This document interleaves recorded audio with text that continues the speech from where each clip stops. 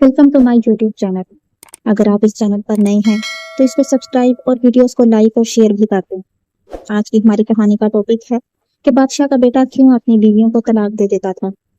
कहा जाता है कि एक बादशाह ने अपने बेटे की 3 बार शादी की और हर बार बेटा अपनी बीवी को तलाक दे देता, वो भी बगैर किसी वजह के, जिसके वालिद को मालूम हुआ। आखिरकार वालिद ने अपने बेटे को बीवियों को तलाक देने की वजह से महल से बाहर निकाल दिया। बेटा शहर से बाहर काम की तलाश में निकल गया और एक मालदार शख्स के यहाँ बकरियां चराने का काम मिला। वो शख्स नौजवान से बहुत मुतासिर हुआ। इस मालदार शख्स की एक ही बेटी थी और इसने सोचा कि इसे नौजवान से शादी करवा दे ताकि वो इनके साथ रहे। इसने अपनी बेटी को ये बात बताई तो बेटी ने कहा कि वो इस नौजवान से शादी नहीं करेगी जब तक कि वो इसके साथ सफर ना करे और इसकी हकीकत को ना जान ले। मालिक ने नौजवान से कहा कि कल तुम बकरियां चरने ना ले जाओ, हम कुछ दिनों के लिए सफर करेंगे ताकि कुछ काम निपटाया जा सके। सफर के दौरान वो दोनों एक गल्ला बकरियों के पास से गुजरे। नौजवान ने कहा, कितनी ज्यादा हैं और कितनी कम हैं। मालिक हैरान हुआ लेकिन कुछ ना बोला। फिर वो एक और गल्ला बकरियों के पास से गुजरे। नौजवान ने कहा, कितनी कम हैं और कितनी ज्यादा हैं। मालिक ने दिल में सोचा कि ये नौजवान बेवकूफ है, इसलिए मेरी बेटी ने मुझे इसके साथ सफर करने को कहा था। फिर वो कब्रिस्तान के पास से गुजरे। नौजवान ने कहा कि तुम में जिंदा भी हैं और मुर्दा भी। फिर वो एक खूबसूरत बाग के पास से गुजरे। नौजवान ने कहा कि मुझे नहीं मालूम कि ये बाग हरा भरा है या सूखा हुआ है। मालिक ये बात सुनकर बहुत ज्यादा हैरान हुआ लेकिन कुछ ना बोला। फिर वो एक गांव में पहुंचे और पानी तलब किया। लोगों ने इन्हें दूध दिया।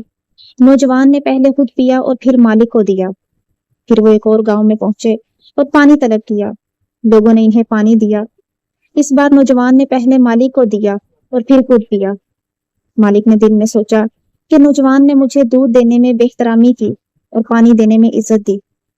वापस सफर से आकर मालिक ने अपनी बेटी को सारा माजरा सुनाया। बेटी ने कहा कि वो नौजवान बहुत अच्छा इंसान है। मालिक ने हैरान होकर पूछा कि वो कैसे। मालिक की बेटी ने जवाब दिया कि पहला गल्ला बकरियों का, इसमें मेंढे ज्यादा थे और बकरियां कम थीं, जबकि दूसरा गल्ला बकरियों का, इसमें बकरियां ज्यादा थीं और मेंढे कम थे। कब्रिस्तान में जिसने औलाद छोड़ी वो जिंदा है और जिसने नहीं छोड़ी वो मुर्दा है।